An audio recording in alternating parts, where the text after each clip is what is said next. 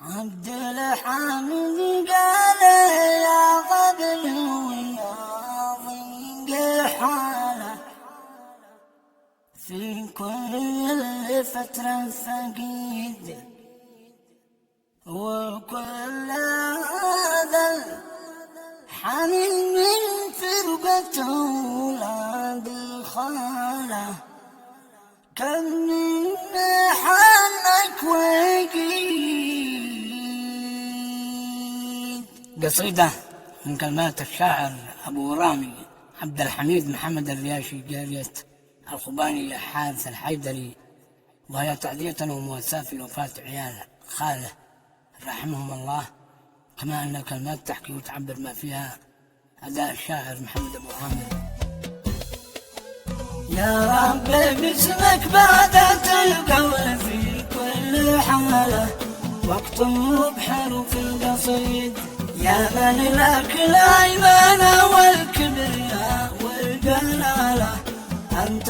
الكريم المجيد يا من لك الحكم يا محصي حبوب الرمالة، وإحنا لوجهك عبيد.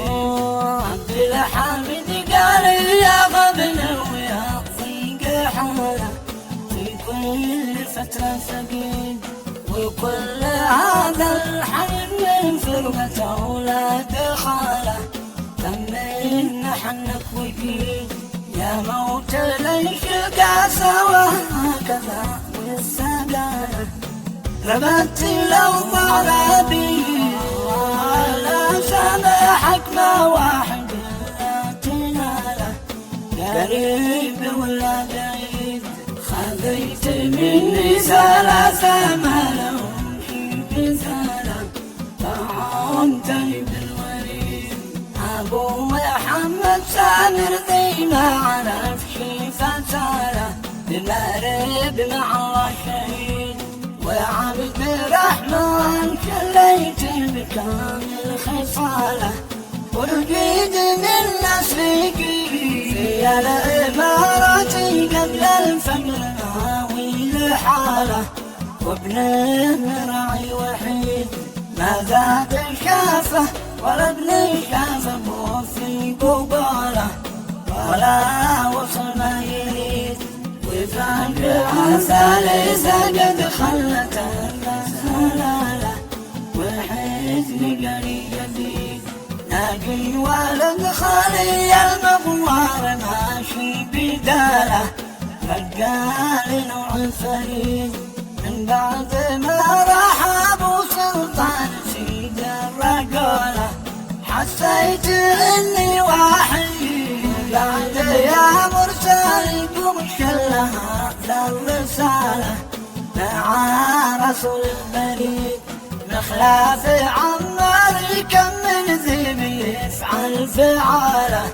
ولا يهم رصيد وخص الاخوه الواعظي كل واحد لحاله، كبير وحافي وكلهم موت ناجي الدليل لا محاله، طاح عظامي وتوكلي على ما قراله، موت عصبني عصيد عدو خاطب قبل ايام ومات في بنت خاله،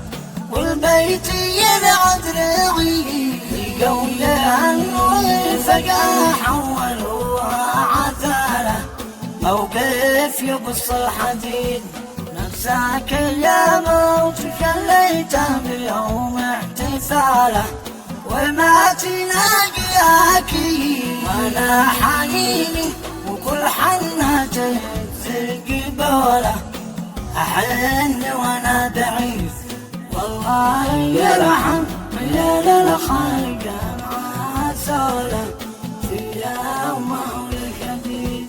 والختم صلي على المختار وصحبه وآله،